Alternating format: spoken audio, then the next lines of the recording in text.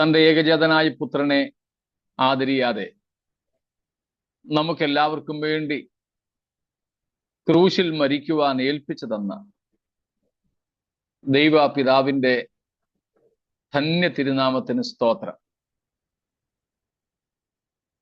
ഈ പ്രത്യേക സന്ധ്യയിലും ഈ മാസത്തിൻ്റെയും അവസാന ദിവസങ്ങളിലേക്ക് നാം എത്തിക്കൊണ്ടിരിക്കുമ്പോൾ നമുക്ക് ഒരുമിച്ച് ദൈവപാദപീഠം അണയുവാൻ കർത്താവ് അവസരങ്ങളെ നൽകിയല്ലോ. നമുക്ക് ഒരുമിച്ച് നൽകുന്ന ഈ കൂട്ടായ്മ ബന്ധത്തിനായി ദൈവത്തിന് ഞാൻ സ്തോത്രം ചെയ്യുന്നു. നാം ഒരുമിച്ച് തിരുവെഴുത്തുകൾ പഠിക്കുന്നതും കൂട്ടായ്മ ആചരിക്കുന്നതും പ്രാർത്ഥിക്കുന്നതും ഒക്കെ നമ്മുടെ എല്ലാവരുടെയും ആത്മീയ ജീവിതത്തിന് ഏറെ മുതൽക്കൂട്ടായി തീരട്ടെ എന്ന് ഞാൻ ആഗ്രഹിക്കുകയും പ്രാർത്ഥിക്കുകയും ചെയ്യുകയാണ്. നിങ്ങൾ ചോദ്യങ്ങൾ ചോദിക്കുന്നതും അഭിപ്രായങ്ങൾ പറയുന്നതും ഒക്കെ തികച്ചും സന്തോഷകരമാണ്. എന്നും ഞാൻ ഓർപ്പിക്കുന്നത് പോലെ ഒരു പ്രസംഗ പരമ്പരയല്ലല്ലോ നമ്മൾ, പകരം ഒരുമിച്ച് പഠിക്കുകയാണ്. നിങ്ങളുടെ മനസ്സിലുള്ള ആശയങ്ങളും ആശങ്കകളും സംശയങ്ങളും ഒക്കെ പങ്കുവയ്ക്കുവാൻ, ഒരുമിച്ച് അത് നമുക്ക് ചിന്തിപ്പാൻ ഒക്കെയുള്ള അവസരങ്ങൾ ദൈവം നമുക്ക് നൽകുന്നതോർത്ത് സ്തോത്രം ചെയ്യുന്നു. എനിക്ക് ചോദ്യങ്ങൾ ചോദിക്കുന്നത് വളരെ ഇഷ്ടമാണ്. അതുകൊണ്ട് ആരും ചോദ്യം ചോദിക്കാതിരിക്കരുത്. ഉത്തരം കിട്ടിയില്ലെങ്കിലും ചോദിക്കുക. നമുക്കൊരുമിച്ച് കർത്താവിൻ്റെ മുഖത്തേക്ക് നോക്കുകയും പരിശുദ്ധാത്മാവ് നമ്മുടെ ഗുരുവായി നമ്മെ കർത്താവ് അഭ്യസിപ്പിക്കുകയും ചെയ്യട്ടെ. ദൈവത്തിന് സ്തോത്രം. നമ്മൾ വെളിപ്പാട് പുസ്തകം 6-ാം അധ്യായം മുതൽക്ക് ഉള്ള ഭാഗങ്ങളെയാണല്ലോ ഇപ്പോൾ ചിന്തിച്ചുകൊണ്ടിരിക്കുന്നത്.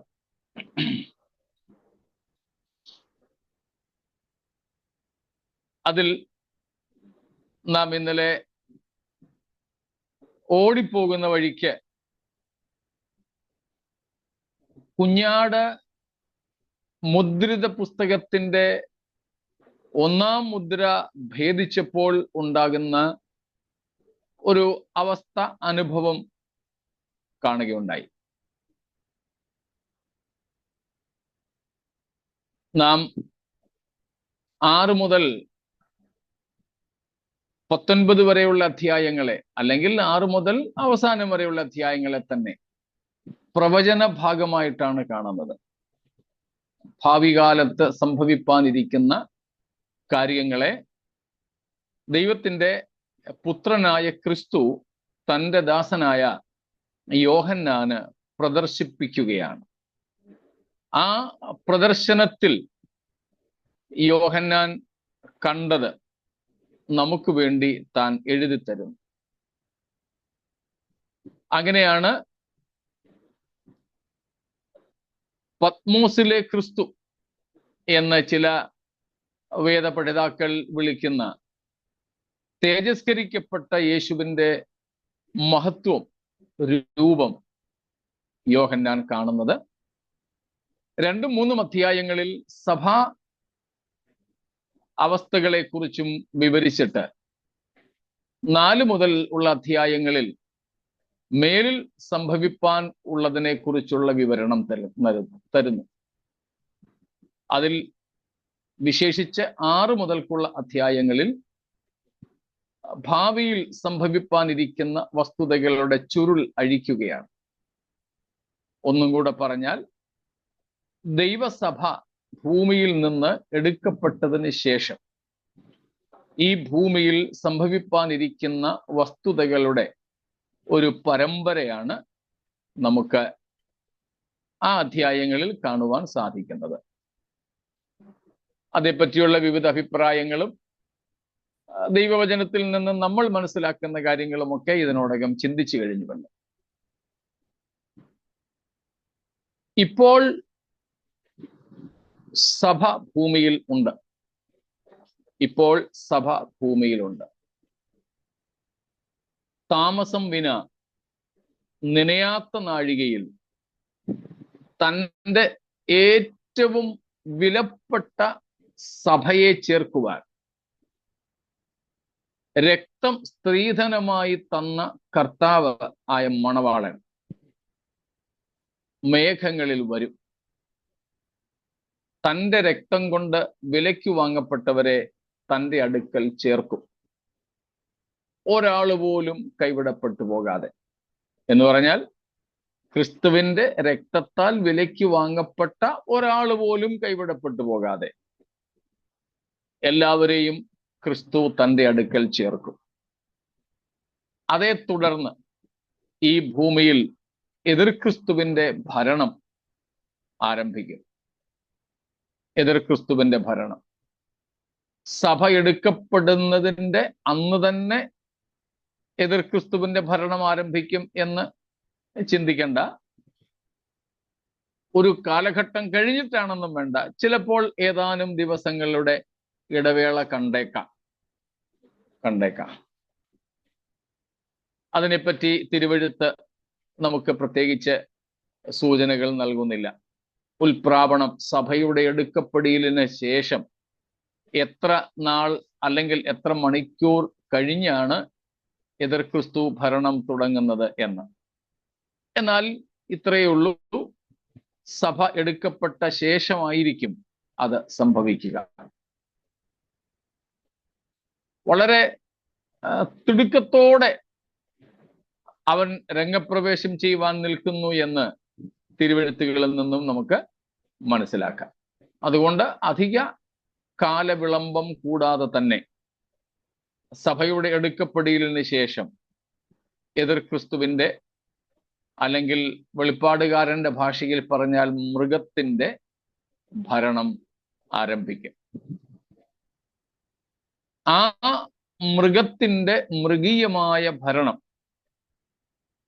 നമ്മുടെ കർത്താവായ യേശു തേജസ്സിൽ ഭൂമിയിലേക്ക് പരസ്യമായി ഇറങ്ങി വരുന്നതുവരെ തുടരും എന്നും നാം കാണുകയുണ്ടായി. എന്നാൽ യേശു കർത്താവ് ഭൂമിയിലേക്ക് ഇറങ്ങി വരികയും എതിർ ക്രിസ്തുവിനെ നീക്കി ലോക സാമ്രാജ്യം, ലോകത്തിന്റെ ഭരണം ദൈവം താൻ ക്രിസ്തുവിലൂടെ ഏറ്റെടുക്കുകയും ചെയ്യും. അതോടുകൂടെ ദാനിയേൽ 2-ാം അധ്യായത്തിൽ നെബൂഖദ്നേസറും 7, 8, 9, 11 ഒക്കെ അധ്യായങ്ങളിൽ ദാനിയേലും കണ്ട ദർശനങ്ങൾ പൂർണ്ണമാകും.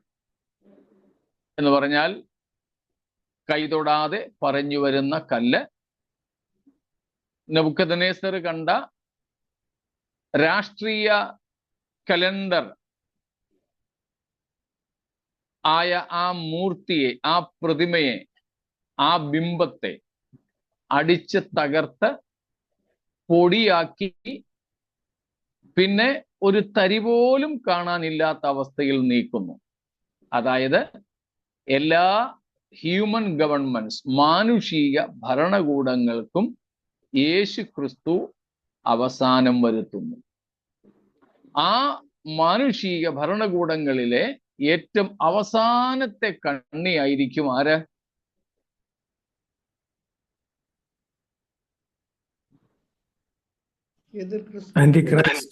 ആന്റിക്രൈസ്റ്റ്, എതിർ ക്രിസ്തു. നിങ്ങളെയും കൂടെ ഒന്നും കൂടെ കൂട്ടാനാ കേട്ടോ. സ്തോത്രം. എതിർ ക്രിസ്തു. അങ്ങനെ എതിർ ക്രിസ്തുവിന്റെ ഭരണത്തിനും തന്നിമിത്തം ലോകത്തിൽ മാനുഷിക ഭരണകൂടങ്ങൾക്കും യേശു അവസാനം വരുത്തും. എന്നിട്ട് ക്രിസ്തു തൻ്റെ രാജ്യം സ്ഥാപിക്കും. അതേ സംബന്ധിച്ചുള്ള ഒരു കണക്കായിരുന്നു നമ്മൾ മിനിയാന്ന് പറയാം എന്ന് പറഞ്ഞത്. അത് ഇന്ന് ഒന്ന് അതേ ഇല്ല, 2-3 സെന്റൻസുകളുടെ ആവശ്യമേ അതിലുള്ളൂ.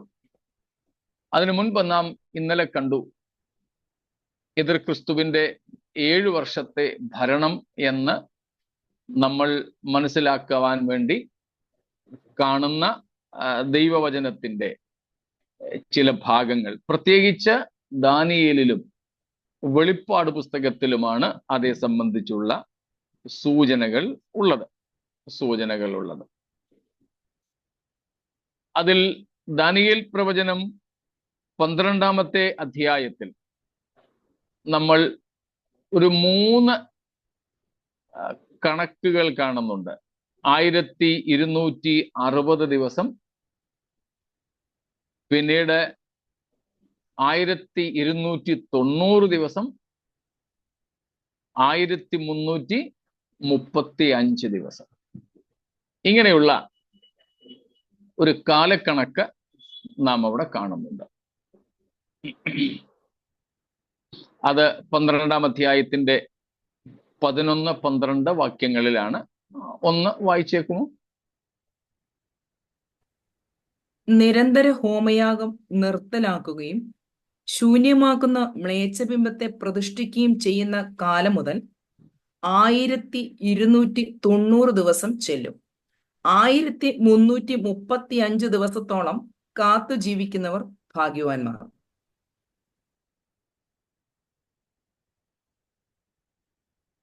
ആ 3 കണക്കുകളും അവിടെ കണ്ടല്ലോ.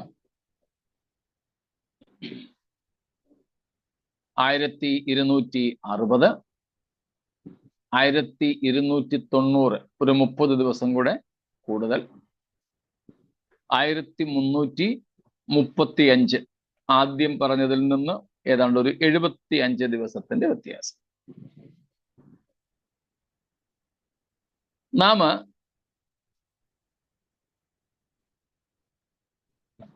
വെളിപ്പാട് 11-3 ഈ ഒരു കണക്ക് കാണുന്നുണ്ട്. വെളിപ്പാട് 11:3, റെവലേഷൻ 11:3. അന്ന് ഞാൻ എന്റെ 2 സാക്ഷികൾക്കും വരം നൽകും. അവർ രട്ടുടുത്തും കൊണ്ട് 1260 ദിവസം പ്രവചിക്കും. അവിടെ പറയുന്നത് 2 സാക്ഷികളുടെ ശുശ്രൂഷയെ കുറിച്ചാണ്. 1260 ദിവസം എന്ന് പറയുന്നത് 3.5 വർഷം. 3.5 വർഷം.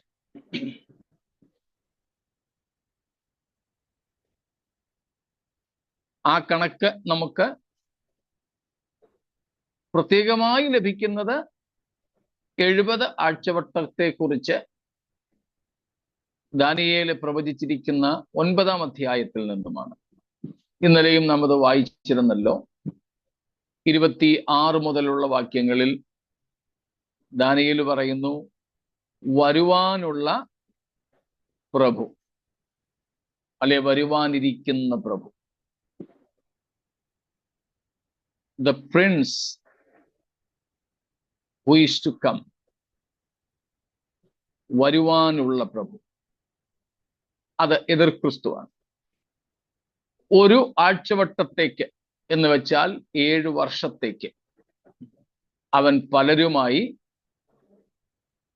നിയമം കഠിനമാക്കും എന്ന് പറഞ്ഞാൽ ഉടമ്പടി ചെയ്യും. He will sign a treaty with many people, many kings and kingdoms, especially with Jews. യഹൂദന്മാരുമായി മാത്രമായിരിക്കില്ല, എന്നാൽ പ്രധാനമായും യഹൂദന്മാരുമായിട്ട് ഉടമ്പടി ചെയ്യും. 7 വർഷത്തേക്കുള്ള ഉടമ്പടിയാണ്. സപ്തവത്സര പദ്ധതി എന്ന് വേണമെങ്കിൽ നമുക്ക് പറയാം. പക്ഷേ പകുതിയാകുമ്പോഴേക്കും അവൻ ഉടമ്പടി ലംഘിക്കും. ഇന്നലെ നമ്മൾ കണ്ടതുപോലെ യഹോവയുടെ ആലയത്തിലെ യഹോവയുടെ ആരാധന നിർത്തലാക്കും. പകരം ശൂന്യമാക്കുന്ന മ്ലേച്ഛ ബിംബത്തെ അവൻ അവിടെ പ്രതിഷ്ഠിക്കും.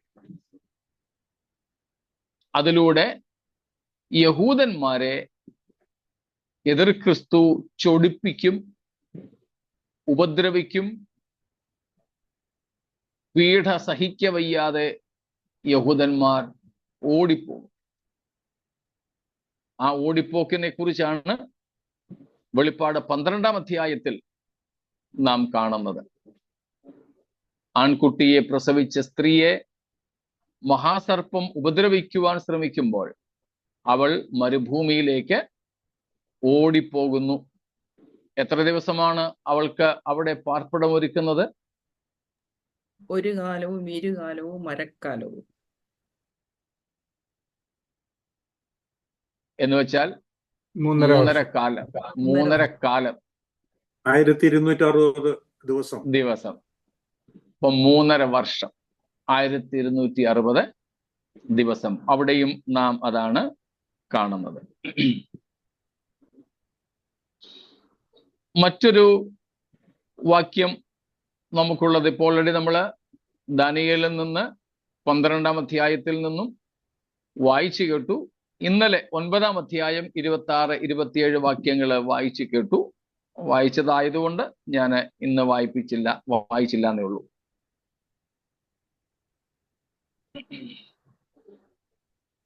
പിന്നീട് നാം അതേക്കുറിച്ച് കാണുന്നത് വെളിപ്പാട് പുസ്തകത്തിൽ നാം കണ്ടു 11-ാം അധ്യായത്തിലും 12-ാമത്തെ അധ്യായത്തിലുമായിട്ട്. നാം കണ്ടു കഴിഞ്ഞത് സഭ എടുക്കപ്പെട്ട അനന്തരം എതിർ ക്രിസ്തുവിന്റെ ഭരണം ആരംഭിക്കുന്നു. അതിൻ്റെ തുടക്കമെന്ന വണ്ണം അവൻ 7 വർഷത്തെ ഉടമ്പടിയിൽ ഏർപ്പെടുകയാണ്. ആ ഉടമ്പടി കാലത്ത് ലോകത്തിൽ അവൻ സമാധാനം വരുത്താനുള്ള ശ്രമം ആത്മാർത്ഥമായിട്ടാണോ അല്ലയോ എന്നുള്ളത് നമുക്ക് മനസ്സിലാക്കുവാൻ എളുപ്പമാണ്. നാം ഇന്നലെ ദാനിയേൽ 7-ഉം 8-ഉം അധ്യായങ്ങളിൽ നിന്ന് എതിർ ക്രിസ്തുവിനെ കുറിച്ച് വായിച്ച ഭാഗങ്ങൾ, അവിടെ നിന്ന് നമ്മൾ മനസ്സിലാക്കി ഇവൻ ഉപായബുദ്ധി പ്രയോഗിക്കുന്നവനും പിന്നെ നയബുദ്ധിയുള്ളവനും ഉഗ്രഭാവമുള്ളവനുമാണ്. അവന്റെ ഉപായ ബുദ്ധിയാൽ അവൻ കാര്യങ്ങളൊക്കെ സാധിപ്പിക്കും.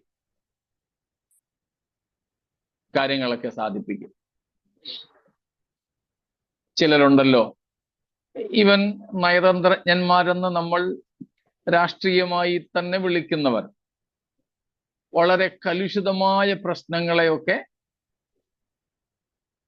സംസാരത്തിലൂടെ, വാചക കസർത്തിലൂടെ പരിഹരിക്കും. എല്ലാവരെ കൊണ്ടത് പറ്റത്തില്ല.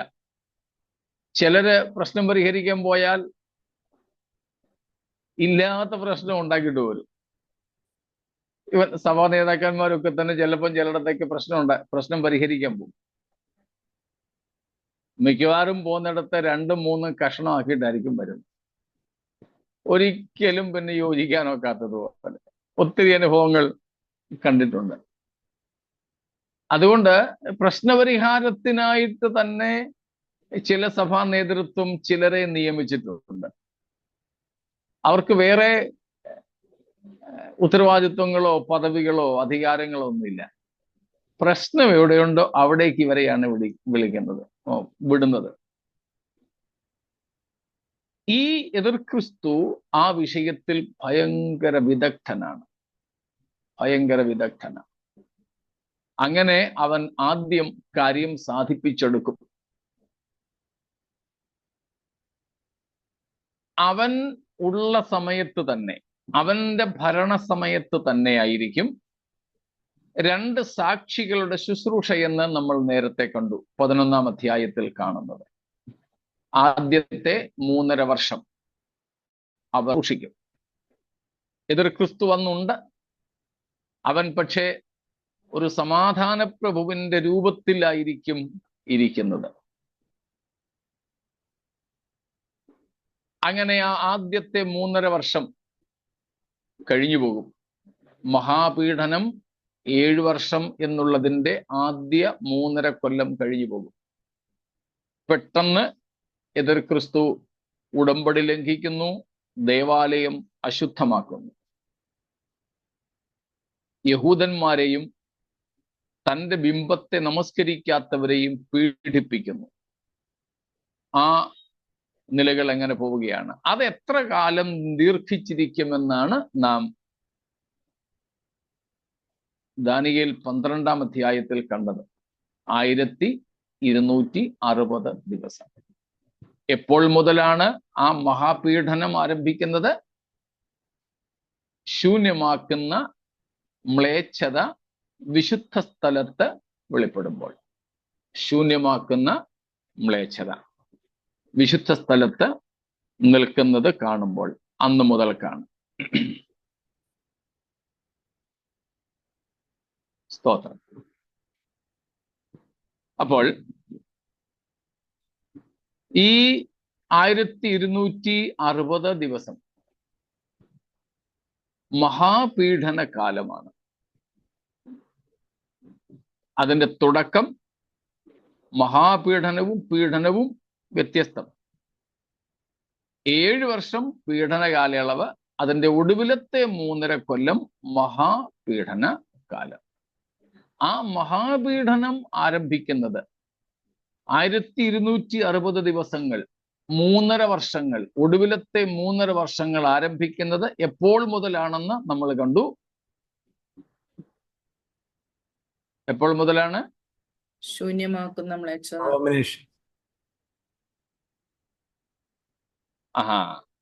ഉടമ്പടി ലംഘിക്കുകയും ദേവാലയം അശുദ്ധമാക്കുകയും ചെയ്യുമ്പോൾ. ദേവാലയം അശുദ്ധമാക്കുന്നതിന്റെ 2 ഘടകങ്ങളാണുള്ളത്. ഒന്ന്, യഹോവയ്ക്കുള്ള യാഗം നിർത്തലാക്കും. മറ്റൊന്ന്, ശൂന്യമാക്കുന്ന മ്ലേച്ഛത വിശുദ്ധ സ്ഥലത്ത് സ്ഥാപിക്കപ്പെടും. അതിൻ്റെയൊക്കെ അർത്ഥം നമ്മൾ കണ്ടു. 1260 ദിവസം എന്നുള്ളത്. പിന്നീട് പറയുന്നു 1290 ദിവസത്തിന്റെ കണക്ക് എന്തിനു വേണ്ടിയാ പറഞ്ഞിരിക്കുന്നത്? Great tribulation. ഗ്രേറ്റ് ട്രിബുലേഷൻ തുടങ്ങുന്നതാണ് ഈ ഉടമ്പടി ലംഘിക്കുന്നത് മുതൽ 1260 ദിവസം. ഒന്നും കൂടെ 12-ാം അധ്യായത്തിന്റെ 11-12 വാക്യങ്ങൾ വായിച്ചു. നിരന്തര ഹോമയാഗം നിർത്തലാക്കുകയും ശൂന്യമാക്കുന്ന മ്ലേച്ഛബിംബത്തെ പ്രതിഷ്ഠിക്കുകയും ചെയ്യുന്ന കാലം മുതൽ 1290 ദിവസം ചെയ്യും.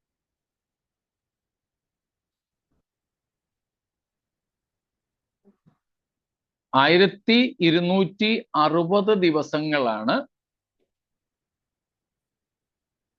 എന്ത്? മഹാപീഡനം. 1260 ദിവസങ്ങൾ എന്ന് വെച്ചാൽ ശൂന്യമാക്കുന്ന മ്ലേച്ഛത വിശുദ്ധ സ്ഥലത്ത് വെക്കുന്നത് മുതൽ എതിർ ക്രിസ്തുവിനെ ഭരണത്തിൽ നിന്ന് തള്ളിക്കളയുന്നതുവരെ ഉള്ള സമയങ്ങളാണ് 1260 ദിവസങ്ങൾ. 42 മാസങ്ങൾ.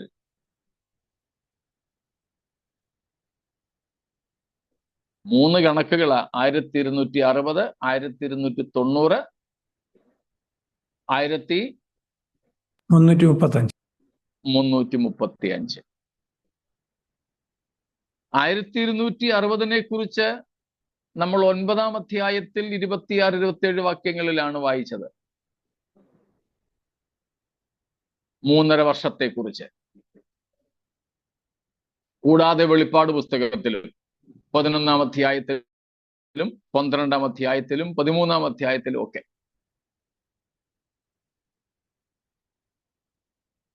മനസ്സിലാവുന്നുണ്ടല്ലോ?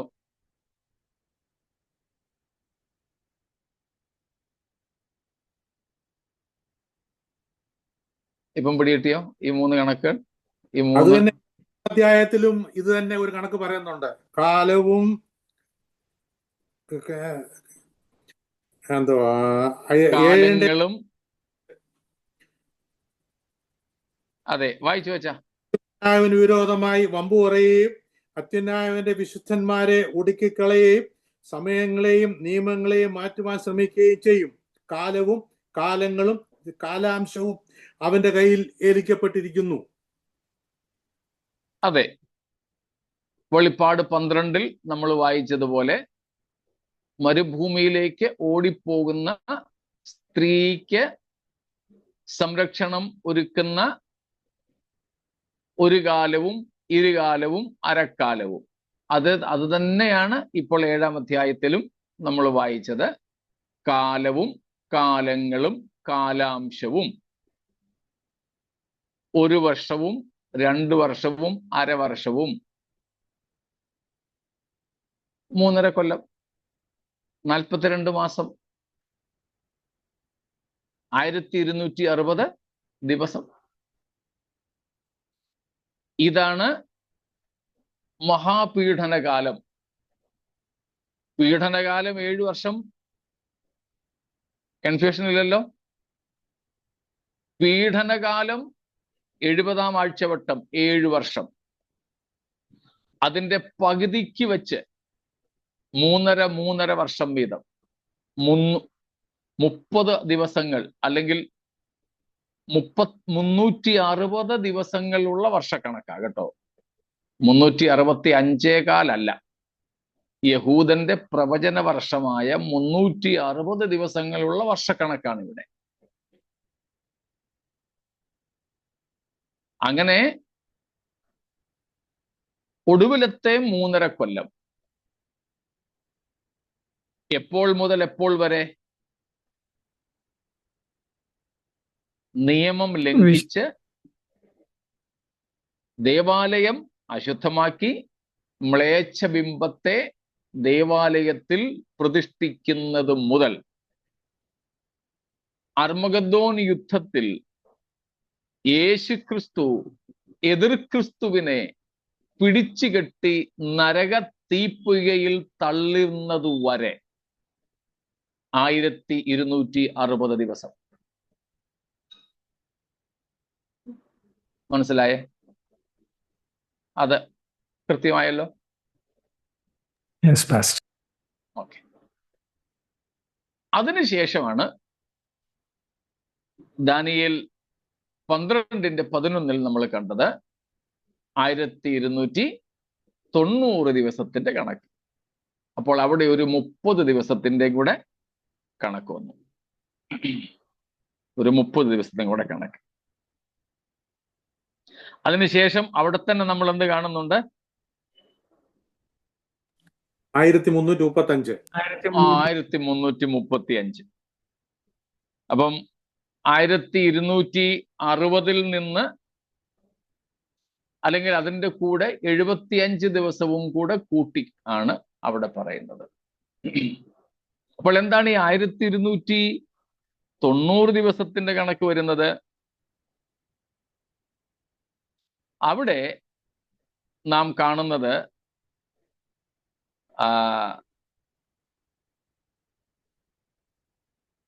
1260 ദിവസം കൊണ്ട് എതിർ ക്രിസ്തുവിനെ നീക്കുന്നു. പക്ഷെ അപ്പോഴും യേശുക്രിസ്തുവിന് ഭരിക്കുവാനായും പല സ്ഥലങ്ങളിൽ ഒളിച്ചു പാർക്കുന്ന യഹൂദന്മാർക്ക് മടങ്ങിയെത്തി അവർക്ക് പാർക്കുവാനുമായും ഭൂമി ഒരുക്കപ്പെടേണ്ട, വിശേഷിച്ച് യെരൂശലേം ഒരുക്കപ്പെടേണ്ട ഒരു സമയമുണ്ട്. ഈ കഴിഞ്ഞ 7 വർഷം കൊണ്ട് ഭൂമിയിൽ ഭൂമി ഉലുക്കങ്ങളും പ്രകൃതിക്ഷോഭങ്ങളും യുദ്ധങ്ങളും ബോംബടിയിലും ഉൽക്കകൾ വീഴുന്നതും അങ്ങനെയുള്ള ഒത്തിരി സംഭവങ്ങൾ കൊണ്ട് ഭൂമി ആകപ്പാട് വല്ലാത്തൊരവസ്ഥയിലായിരിക്കും. കർത്താവും വിശുദ്ധന്മാരുമായി ഭൂമിയിലേക്ക് ഇറങ്ങി വരുന്ന സമയത്ത്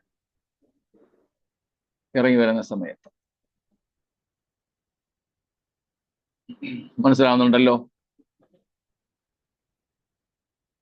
ആ ഭൂമിയെ, വിശേഷിച്ച് യെരൂശലേമിനെ എന്ത് ചെയ്യേണ്ടതായിട്ടുണ്ട്? ക്രമപ്പെടുത്താനുണ്ട്. യെരൂശലേമിനെ ക്രമപ്പെടുത്താനുണ്ട്. കാരണം യെരൂശലേം ദേവാലയം അശുദ്ധമായിരിക്കുകയാണ്. യെരൂശലേം ഈ 42 മാസങ്ങൾ ജാതികൾ ചവിട്ടുകയായിരുന്നു. മത്തായി 24-ലും ലൂക്കോസ് 21-ലും ഒക്കെ നമ്മൾ കാണുന്നു. അതുപോലെ വെളിപ്പാട് 11-ന്റെ ആദ്യ ഭാഗങ്ങളിലും യെരൂശലേമിനെ 42 മാസം ചവിട്ടുവാൻ ജാതികൾക്ക് വിട്ടുകൊടുത്തിരിക്കുക. അങ്ങനെ യെരൂശലേമിന്റെ സ്ഥിതി കർത്താവ് വരുന്ന സമയത്ത് ഏറെ പരിതാപകരമാണ്. ആ ഇസ്രായേൽ രാഷ്ട്രത്തെ, ആ ഭൂപ്രദേശത്തെ ഒരുക്കിയെടുക്കുന്നതിന് വേണ്ടി ഉള്ള ഒരു സമയപരിധിയാകാം ഈ 30 ദിവസം, 1290 ദിവസങ്ങൾ. അവിടെ കർത്താവ് ഒരു അത്ഭുതമൊന്നും ചെയ്ത് സൃഷ്ടിപ്പൊന്നും നടത്തുന്നില്ല. അക്ഷരീയമായിട്ട് തന്നെ ആ കാര്യങ്ങളെ ക്രമപ്പെടുത്തുകയാണ്. അല്ലെങ്കിൽ 6 ദിവസത്തെ സൃഷ്ടി നടത്തിയതുപോലെ, അല്ലെ പുതിയ ആകാശവും പുതിയ ഭൂമിയും സ്ഥാപിക്കുന്നത് പോലെ കർത്താവ് ഒന്ന് പറഞ്ഞാൽ മതി, കാര്യങ്ങളൊക്കെ ശരിയാകും. പക്ഷെ അങ്ങനെയല്ല അവിടെ ചെയ്യുന്നത്. അതിനു വേണ്ടിയുള്ള സമയമാണ് ഈ 30 ദിവസം. ആ 30 ദിവസം എന്തിനു ശേഷമാണ്? ഗ്രേറ്റ് ട്രിബുലേഷന് ശേഷം, അന്തിക്രിസ്തുവിനെ തള്ളിയിട്ടതിന് ശേഷം, അല്ലെങ്കിൽ യേശുക്രിസ്തു ഭൂമിയിൽ മഹത്വത്തോടെ പരസ്യമായി ഇറങ്ങി വന്നതിന് ശേഷം, അല്ലെങ്കിൽ അർമ്മഗദ്ദോൻ യുദ്ധത്തിന് ശേഷം. അതാണ് 1290 ദിവസം എന്ന് പറയുന്നത്. അപ്പോൾ only 30 days, isn't it? അതെ, എക്സ്ട്രാ 30 ദിവസം. പിന്നെ നമ്മൾ കാണുന്നത് 1260-ന്റെ കൂടെ 75 ദിവസങ്ങളും കൂടെ കൂട്ടിയുള്ള 1335 ദിവസങ്ങളാണ്.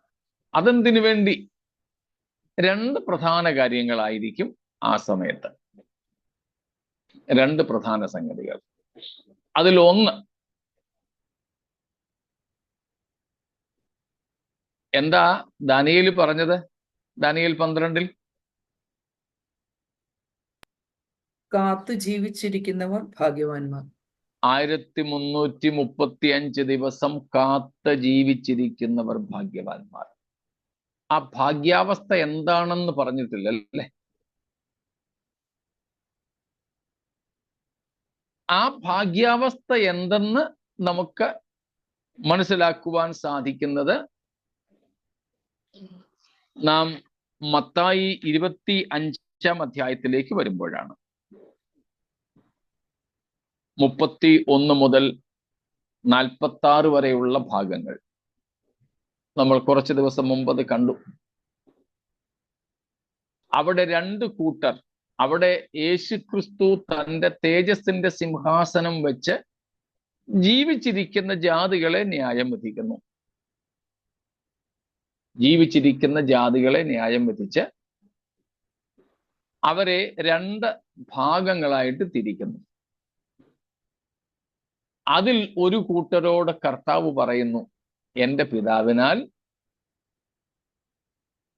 അനുഗ്രഹിക്കപ്പെട്ടവരെ വരുവീൻ, ലോകസ്ഥാപനം മുതൽ നിങ്ങൾക്കായി ഒരുക്കിയിരിക്കുന്ന രാജ്യം അവകാശമാക്കിക്കൊള്ളുവീൻ. അതേത് രാജ്യമാണ്?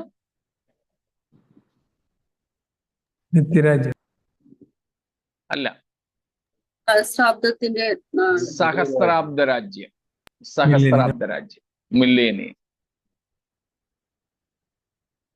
അപ്പോൾ ഈ 1335 ദിവസം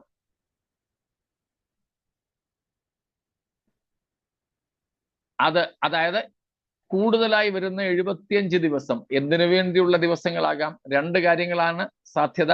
അതിൽ ഒന്നാമത്തേതാണ് ന്യായവിധി, ജാതികളെ ന്യായം വിധിക്കുവാനുള്ള സഹസ്രാബ്ദത്തിന് തൊട്ട് മുൻപ് ഉള്ള അവസ്ഥ.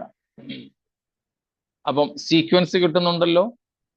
സഭ ഭൂമിയിൽ നിന്ന്, ക്രിസ്തു സ്വർഗത്തിൽ നിന്ന് ഇറങ്ങി വരുന്നു, സഭ ഭൂമിയിൽ നിന്ന് എടുക്കപ്പെടുന്നു. പിന്നീടുള്ള മൂന്നര വർഷങ്ങൾ എതിർ ക്രിസ്തു ഇവിടെ ഭരിക്കുന്നു. അതിൽ ഒടുവിലത്തെ 1260 ദിവസം തികയുമ്പോൾ യേശു കർത്താവ് സ്വർഗത്തിൽ നിന്ന് സകല വിശുദ്ധന്മാരുമായി ഭൂമിയിലേക്ക് ഇറങ്ങി വരുന്നു. എതിർ ക്രിസ്തുവിന്റെ മാനുഷിക ഭരണകൂടത്തിന് അവസാനം ഉണ്ടാക്കി അർമഗദ്ദോൻ യുദ്ധം ജയിച്ച് കള്ളക്രിസ്തുവിനെയും കള്ളപ്രവാചകനെയും നരകത്തിലേക്ക് തള്ളുന്നു. പിന്നെ ഒരു 30ഓളം ദിവസങ്ങൾ കൊണ്ട് യെരൂശലേമിനെ, ഇസ്രായേലിനെ, അതായത് ഭൂമിശാസ്ത്രപരമായി യഥാസ്ഥാനത്താക്കുന്നു. ആ കൂട്ടത്തിൽ ഭൂമിയെയും മുഴുവനും യഥാസ്ഥാനത്താക്കാനാണ് സാധ്യത.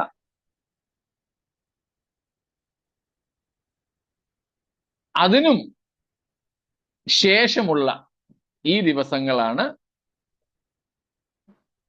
ഏതാണ്ട് എക്സ്ട്രാ 45 ദിവസം. ആ ദിവസങ്ങൾ ആയിരിക്കും അന്ന് ജീവനോടിരിക്കുന്ന ജാതികളെ കർത്താവ് ന്യായം വിധിക്കുന്നത്. തേജസ്സിന്റെ സിംഹാസന ന്യായവിധി നടക്കുന്ന ദിവസങ്ങളാണ് ആ 1260 ശേഷമുള്ള 75 നാളുകൾ. അതുകൊണ്ടാണ് ദാനിയേൽ പറഞ്ഞത്, ആ 1335 ദിവസം ജീവിച്ചിരിക്കുന്നവർ ഭാഗ്യവാന്മാർ. കാരണം അവരെവിടേക്ക് പ്രവേശിക്കുന്നു? യേശുക്രിസ്തുവിന്റെ സഹസ്രാബ്ദ യുഗത്തിലേക്ക് പ്രവേശിക്കുന്നു. ഈ 75 ദിവസങ്ങൾക്കുള്ള മറ്റൊരു സാധ്യത സഖരിയ പ്രവചനം 14-ാം അധ്യായത്തിന്റെ 2-ാമത്തെ വാക്യം. ഞാൻ സകല ജാതികളെയും യെരൂശലേമിനോട് യുദ്ധത്തിനായി കൂട്ടിവരുത്തും. നഗരം പിടിക്കപ്പെടുകയും വീടുകളെ കൊള്ളയിടുകയും സ്ത്രീകളെ വഷളാക്കുകയും നഗരത്തിന്റെ പാതി പ്രവാസത്തിലേക്ക് പോവുകയും ചെയ്യും. ജനത്തിൽ ശേഷിപ്പുള്ളവരോ നഗരത്തിൽ നിന്ന് ഛേദിക്കപ്പെടുകയില്ല. 12 യെരൂശലേമിനോട് യുദ്ധം ചെയ്ത സകല ജാതികളെയും യഹോവ ശിക്ഷിപ്പാനുള്ള ശിക്ഷയാവിത്. അവർ നിവർന്നു നിൽക്കുമ്പോൾ തന്നെ അവരുടെ മാംസം ചീഞ്ഞഴുകിപ്പോകും. അവരുടെ കണ്ണ് തടത്തിൽ തന്നെ ചീഞ്ഞഴുകിപ്പോകും. അവരുടെ നാവ് വായിൽ തന്നെ ചീഞ്ഞഴുകിപ്പോകും. അർമഗദ്ദോൻ യുദ്ധത്തിന്റെ ഒരു ചിത്രീകരണമാണ് ഇവിടെ. ഇങ്ങനെ കൊല്ലപ്പെടുന്ന മനുഷ്യരെ അർമഗദ്ദോൻ യുദ്ധത്തിൽ ഇവിടെ നാം ഇങ്ങനെയാണ് കാണുന്നത്. ആ അധ്യായം മുഴുവനും വീണ്ടും നിങ്ങൾ വായിച്ചു നോക്കിക്കൊള്ളുക. റെഫറൻസ് എന്ന് പറയുന്നത് സഖരിയാവ് 14-ാം അധ്യായം. നമ്മളിപ്പോ വായിച്ചത് 2-ാമത്തെയും 12-ാമത്തെയും വാക്യങ്ങളാണ്.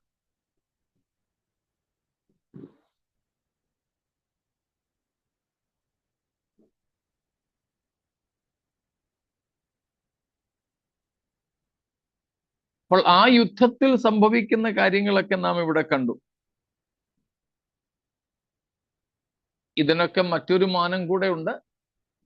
ഈ ബയോളജിക്കൽ വെപ്പൺസും കെമിക്കൽ വെപ്പൺസും ഒക്കെ ഇന്നുണ്ട്. അതൊക്കെ ഉപയോഗിച്ചാൽ സംഭവിക്കുന്ന പരിണിത ഫലങ്ങളാണ് ഇവിടെ സെഖര്യാവ് പറഞ്ഞിരിക്കുന്നത്. കൂടാതെ നാം വെളിപ്പാട് 19 അവസാന ഭാഗങ്ങളിൽ കാണുന്നത് കള്ളക്രിസ്തുവിനെയും കള്ളപ്രവാചകനെയും നരകത്തിൽ തള്ളിയിട്ടതിന് ശേഷം കർത്താവിന്റെ വായിൽ നിന്നും പുറപ്പെടുന്ന ഇരുവായ്ത്തല വാൾ കൊണ്ട് കള്ളക്രിസ്തുവിന്റെയും കള്ളപ്രവാചകന്റെയും സൈന്യത്തെ കർത്താവ് നിഗ്രഹിക്കുന്നു. കഴിഞ്ഞ ദിവസം നമ്മൾ വായിച്ചു രക്തം പൊങ്ങുന്ന പൊക്കം, അല്ലെ? കുതിരകളുടെ 200 നാഴിക. അതെ, കടിവാള്. ഇങ്ങനെ മരിച്ചു വീഴുന്ന മനുഷ്യരുടെ ശവങ്ങളെ നീക്കം ചെയ്ത് ഭൂമിയെ വിശുദ്ധീകരിച്ച് സഹസ്രാബ്ദത്തിന് വേണ്ടി ഒരുക്കുവാൻ എടുക്കുന്ന ഒരു കാലദൈർഘ്യമാണ് അർമഗദ്ദോൻ യുദ്ധത്തിന് ശേഷം ഉള്ള 75 അധിക നാളുകൾ. മനസ്സിലായോ? അപ്പോൾ 75 അധിക നാളുകളുടെ 2 ആവശ്യങ്ങൾ. ഒന്ന്, ഒരു ഭാഗത്ത് കർത്താവ് തൻ്റെ തേജസ്സിന്റെ സിംഹാസനത്തിലിരുന്ന് അന്ന് ജീവനോടിരിക്കുന്ന ജാതികളെ ന്യായം വിധിക്കും. അതിൽ ഒരു കൂട്ടരെ ദൈവം തൻ്റെ മക്കൾക്ക് വേണ്ടി ഒരുക്കിയിട്ടുള്ള ആ സഹസ്രാബ്ദ രാജ്യത്തിലേക്ക് പ്രവേശിപ്പിക്കും. അതാണ് ഭാഗ്യം, ഭാഗ്യകരമായ അനുഭവം ദാനിയേൽ പറഞ്ഞത്. രണ്ടാമത്തേതാണ് അർമഗദ്ദോൻ യുദ്ധത്തിൽ മരിച്ചു വീഴുന്നവരുടെ ശവങ്ങളെ നീക്കം ചെയ്ത് ഭൂമിയെ ശുദ്ധീകരിക്കുവാൻ എടുക്കുന്ന നാളുകളായിരിക്കും അത്. അങ്ങനെ ഈ 2 കാര്യങ്ങളും എല്ലാം കൂടെ ചേർത്ത് ഭൂമിയെ യേശുക്രിസ്തുവിന്റെ സഹസ്രാബ്ദത്തിന് വേണ്ടി ഒരുക്കിയെടുക്കുവാൻ ഈ 75 ദിവസങ്ങളെങ്കിലും അധികമായി വേണ്ടിവരും എന്നുള്ളതാണ് നമുക്ക് മനസ്സിലാക്കുവാൻ സാധിക്കുന്നത്. ഇതാണ് ആ 3 കണക്ക്: 1260, 1290, 1335.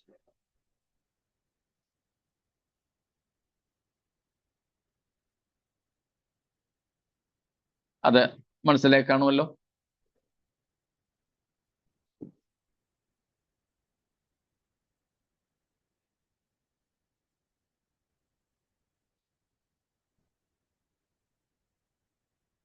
സ്തോത്രം. മുൻപോട്ട് പോകാമല്ലോ.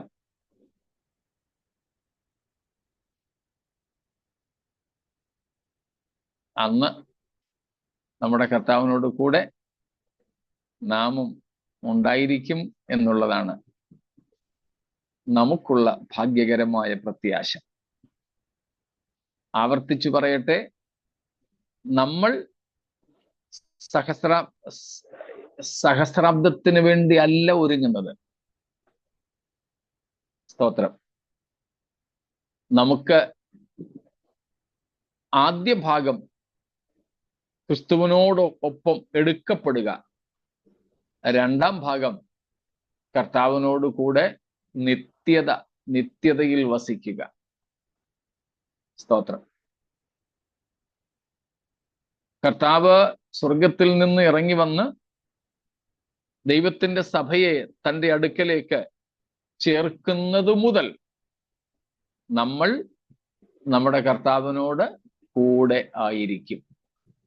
അതിനെയും മധ്യാകാശമെങ്കിൽ മധ്യാകാശം, പിതാവിന്റെ ഭവനമെങ്കിൽ അവിടെ, ഭൂമിയെങ്കിൽ ഇവിടെ, സഹസ്രാബ്ദമെങ്കിൽ അങ്ങനെ. പിന്നെ നാം കർത്താവിൽ നിന്ന് ഒരിക്കലും പിരിയുന്നില്ല, മാറുന്നില്ല. സ്തോത്രം. അതുകൊണ്ട് ഈ സഹസ്രാബ്ദവും കാര്യങ്ങളും ഒന്നും നമ്മെ സംബന്ധിച്ച് വലിയ വിഷയങ്ങൾ അല്ല, ദൈവസഭയെ സംബന്ധിച്ച് വലിയ വിഷയങ്ങളല്ല. എന്നാൽ നിത്യതയിലേക്കുള്ള ചവിട്ടുപടിയാണ് താനും. അത് അന്ന് അക്ഷരീയമായി ഇവിടെ ജീവിച്ചിരിക്കുന്ന വ്യക്തികൾക്ക് വേണ്ടിയാണ് വെച്ചിട്ടുള്ളത്. കൂടാതെ സകല സൃഷ്ടികൾക്കു വേണ്ടിയും കൂടെ. സൃഷ്ടികളുടെ പുനരുദ്ധാരണം അവിടെ സംഭവിക്കുന്നു. ആ 1000 ആണ്ട് ആ സൃഷ്ടികളും ഏദന്റെ അനുഭവം ആസ്വദിക്കുന്നു. സ്തോത്രം. അതുകൊണ്ട് സഹസ്രാബ്ദം കൊണ്ട് നാം ആരും തൃപ്തിപ്പെടരുത്. നമുക്ക് അതിനും അപ്പുറത്തേക്ക് കർത്താവിനോട് കൂടെയുള്ള നിത്യവാസം. സ്തോത്രം. ആ പ്രത്യാശയായിരിക്കട്ടെ നമ്മെ നയിക്കുന്നത്. സ്തോത്രം. രക്ഷിക്കപ്പെട്ടവരായിരിക്കുമോ വലത്തുഭാഗത്ത് നിന്ന ജാതികള്? നമ്മൾ കഴിഞ്ഞ ആഴ്ച പറഞ്ഞിരുന്നു, മത്തായി 25 അവരോട് പറയുന്നത് എന്താണ്? വലത്തുഭാഗത്തുള്ളവരോട് പറയുന്നു, ഞാൻ രോഗിയായിരുന്നു, നിങ്ങൾ കാണാൻ വന്നു, ജയിലിലായിരുന്നു, നിങ്ങൾ എന്നെ സന്ദർശിച്ചു, വിശന്ന് ഇരുന്നപ്പോൾ നിങ്ങൾ എനിക്ക് ആഹാരം തന്നു. അവർ ചോദിക്കും, അയ്യോ ഞങ്ങൾ എപ്പോഴാ നിന്നെ ഇങ്ങനെയൊക്കെ കണ്ടിട്ട് വല്ലതും ചെയ്തത്? അപ്പോഴെന്താ കർത്താവ് പറയുക? എൻ്റെ ഈ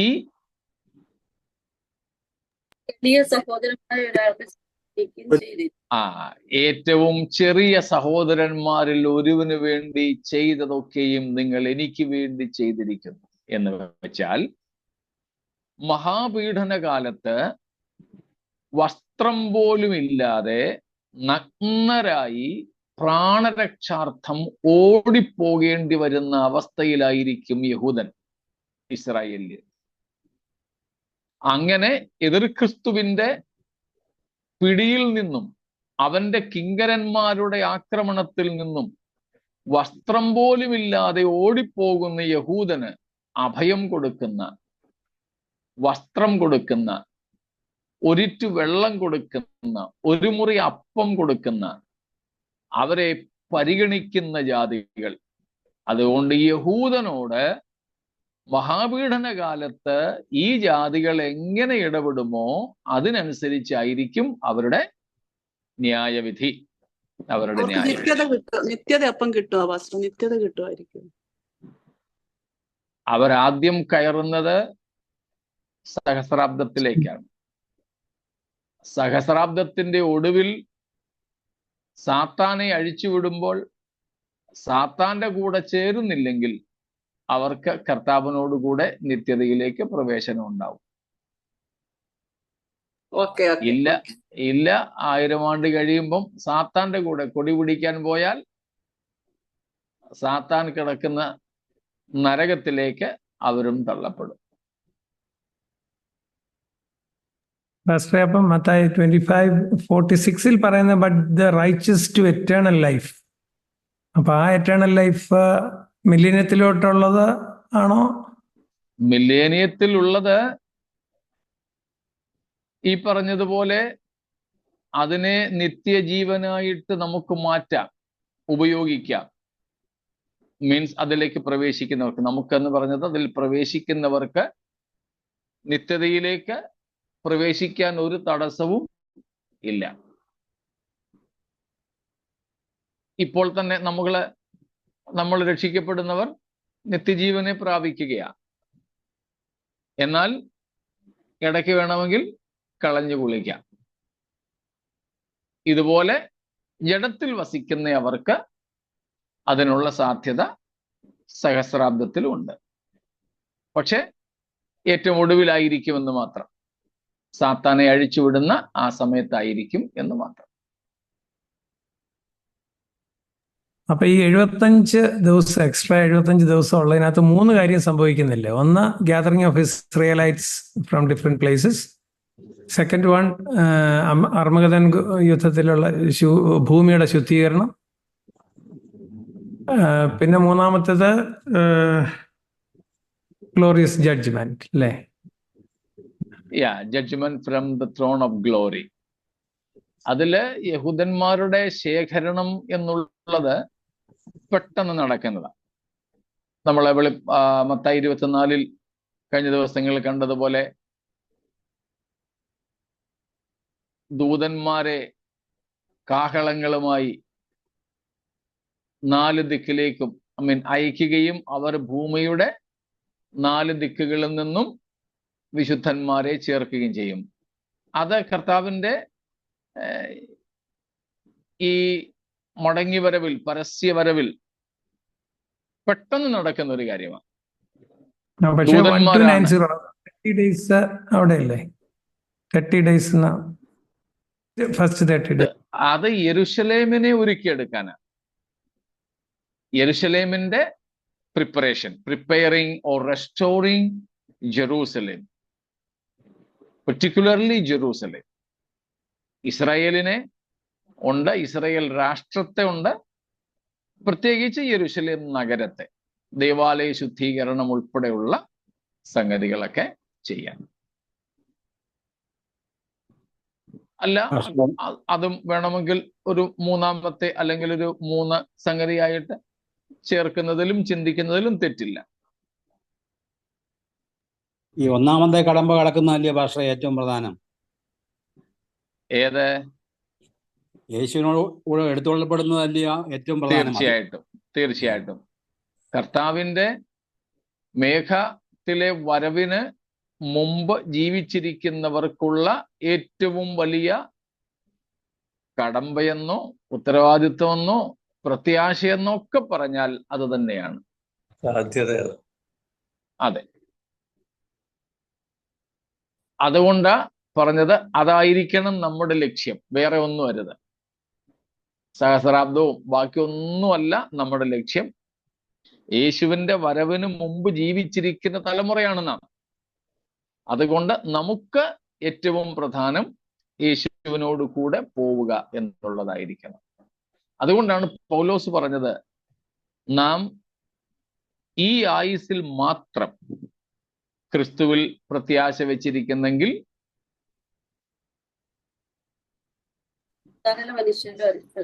അരിഷ്ടന്മാരത്രേ. അപ്പോൾ നമ്മുടെ പ്രത്യാശ ഇവിടെ രോഗം മാറാനും ജോലി കിട്ടാനും കല്യാണം നടക്കാനും പ്രൊമോഷൻ ലഭിക്കാനും ഒരു മഞ്ഞ് പൊഴിയുന്ന നാട്ടിലേക്ക് മൈഗ്രേഷൻ കിട്ടാനും ഒന്നുമല്ല. ഇതൊന്നുമല്ല നമ്മുടെ ക്രിസ്തുവിൽ ഉള്ള പ്രത്യാശ. അതൊക്കെ കർത്താവ് തരികയാണെങ്കിൽ സ്തോത്രത്തോടെ സ്തോത്രം പറഞ്ഞ് നമുക്ക് വാങ്ങാം, അനുഭവിക്കാം, കുഴപ്പമില്ല. പക്ഷേ ക്രിസ്തുവിൽ നമ്മുടെ പ്രത്യാശ ഈ ആയുസ്സിലേക്ക് മാത്രം ഉള്ളതല്ല. അതുകൊണ്ട് ക്രിസ്തുവിന്റെ വരവിൽ കർത്താവിനോട് കൂടെ എടുക്കപ്പെടുക എന്ന ആത്യന്തിക ലക്ഷ്യത്തോടുകൂടെ വേണം നാം ജീവിക്കാൻ. പൗലോസ് പറയുന്നത് പോലെ, ഒന്ന് ഞാൻ ചെയ്യുന്നു, ഒന്ന് പിൻപിലുള്ളതിനെ മറക്കുന്നു, മുമ്പിലുള്ളതിന് വേണ്ടി ആഞ്ഞുകൊണ്ട് ക്രിസ്തു യേശുവിൽ ദൈവത്തിന്റെ പരമ വിളിയുടെ ലാക്കിലേക്ക് വിരുദ്ധനായി ഓടുന്നു. അതിലേതാ പ്രധാനം? ലാക്കാണോ വിരുദാണോ?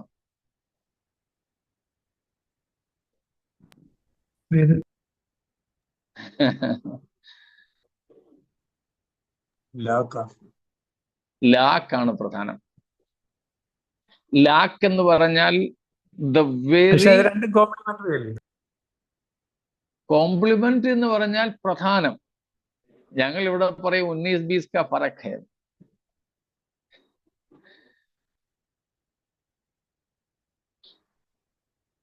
വിരുദ് ലഭിക്കണമെങ്കിൽ എവിടെ എത്തണം? ലാക്കിലെത്തണം. ലാക്ക് എന്ന് പറയുന്നത് ലക്ഷ്യം, വിരുദ് എന്ന് പറയുന്നത് സമ്മാനം. അപ്പൊ നമുക്ക് സമ്മാനമല്ല വിഷയം, ലക്ഷ്യസ്ഥാനത്തെത്തുക എന്നുള്ളത്. The mark where we have to reach.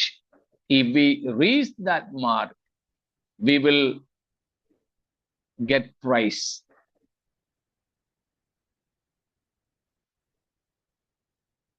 അപ്പൊ നമുക്ക് വിരുദല്ല, വിരുദിനേക്കാൾ പ്രധാനം ലാക്കാണ്.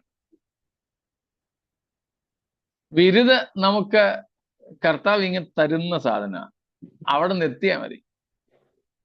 നമ്മുടെ കടമ വിരുദല്ല, ലാക്കാണ്. അവിടെ ചെന്നാൽ എനിക്ക് വിരുദ് ലഭിക്കും. ഇനി അവിടെ ചെല്ലുന്ന എല്ലാവർക്കും ഒന്നും വിരുദ് കിട്ടത്തില്ല.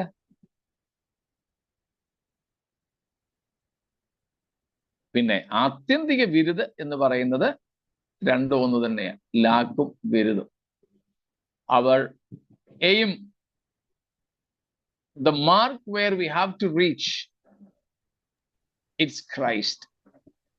If we reach there, what shall we get? Same, we'll get Christ. സ്തോത്രം. അതുകൊണ്ട് നമ്മുടെ ലാക്കും വിരുദും ആ അർത്ഥത്തിൽ ക്രിസ്തു തന്നെയാണ്, ക്രിസ്തു തന്നെയാണ്.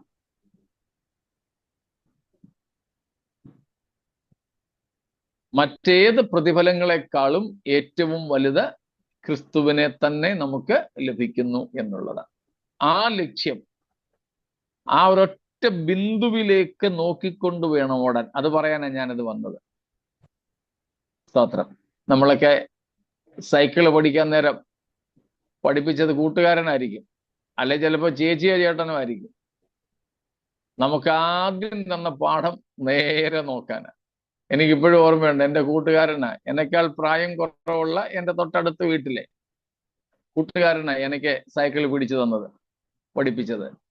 അപ്പൊ അവൻ എന്നോട് പറഞ്ഞു, കുറേ ദൂരെ കണ്ട ഒരു മരം കാണിച്ചിട്ട് പറഞ്ഞു, ഇനി അങ്ങോട്ട് നോക്കിക്കോളാം. ഞങ്ങളുടെ ഇവിടെയൊക്കെ റോഡിൽ എഴുതി വെച്ചിട്ടുണ്ട്, നസർ ഹറ്റി ദുർഘടന ഘട്ടി, ദൃഷ്ടി മാറിയോ അപകടം സുനിശ്ചിത. അപ്പം നാം വിശ്വാസ ജീവിതത്തിൽ ഓടിക്കൊണ്ടിരിക്കുന്ന നാം, നമ്മുടെ രണ്ട് കണ്ണുകളും കൂടെ ചെന്ന് പതിയേണ്ട ഒരൊറ്റ ബിന്ദു, ഏക ലക്ഷ്യം എന്ന് പറയുന്നത് ക്രിസ്തു. ക്രിസ്തുവിന്റെ മേഘത്തിലെ വരവ്, നമ്മുടെ ക്രിസ്തുവിങ്കിലേക്കുള്ള എടുക്കപ്പെടൽ, ക്രിസ്തു എന്ന ഏക ചിന്തയും ഏക ലക്ഷ്യവുമേ നമുക്ക് ഉണ്ടാകാവൂ.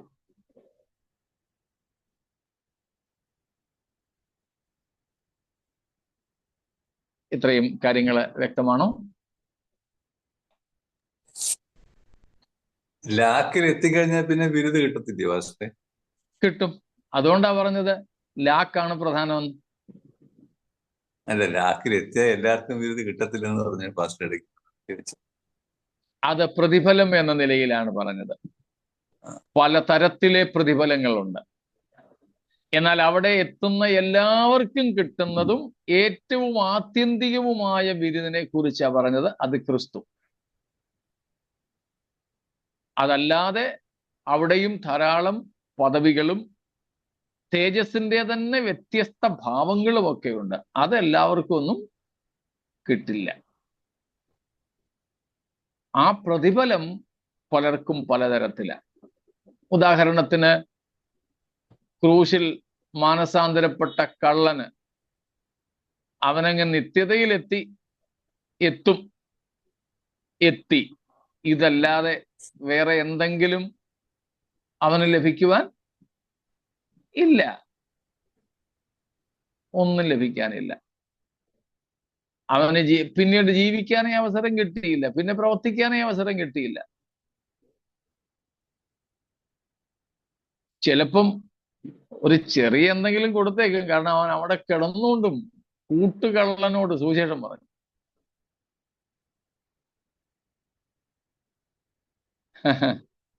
ആ ഒരു ഏതാനും മണിക്കൂറുകളെ അവന് ലഭിച്ചുള്ളെങ്കിലും അവിടെ കിടന്നുകൊണ്ടും അവൻ യേശുവിനെ ദുഷിച്ചുകൊണ്ട് കിടന്ന കള്ളനോട് കാര്യം പറഞ്ഞു. അത് ചിലപ്പോൾ അവന് പ്രതിഫലത്തിന് കാരണമായേക്കാം. അതുകൊണ്ടാണ് പറഞ്ഞത് എല്ലാവർക്കും കിട്ടണം എന്നില്ല എന്ന്. കാരണം വിരുദിലെ ആത്യന്തിക കാര്യമാണ് ക്രിസ്തു എന്നുള്ളത്. ഇപ്പം പൗലോസ് തന്നെ പറഞ്ഞു, ഞാൻ നല്ല പോർ പൊരുതു, ഓട്ടം തികച്ചു, വിശ്വാസം കാത്തു, ഇനിയും നീതിയുടെ കിരീടം എനിക്കായി വെച്ചിരിക്കുന്നു. പൗലോസിന്റെ ഉദ്ദേശിച്ച വിരുദിനകത്ത് അതുമെല്ലാം ഉൾപ്പെടും. അതൊന്നും എല്ലാവർക്കും ലഭിക്കണമെന്നില്ല എന്നാണ് പറഞ്ഞത്.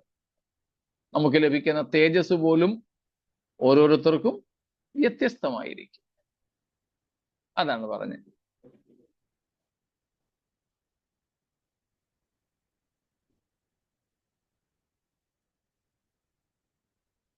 സ്തോത്രം. ഇത്രയും വ്യക്തമായി കാണുമല്ലോ.